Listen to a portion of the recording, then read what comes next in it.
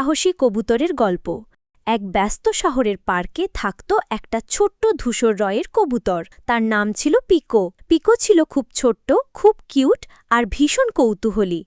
প্রতিদিন সে দেখত বাচ্চারা পার্কে খেলছে, কুকুরগুলো দৌড়াচ্ছে আর মানুষজন পাখিদের জন্য রুটি আর বিস্কুটের টুকরো ছুঁড়ে দিচ্ছে। পিকোর একটা বড় স্বপ্ন ছিল, একদিন সে পার্কের সব কবুতরের চেয়ে অনেক উঁচুতে উঠতে চায়।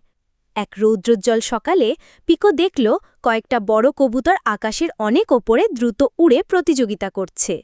পিকোর চোখ জ্বলে উঠল। সে ভাবল, আমিও ওদের সাথে উড়তে চাই।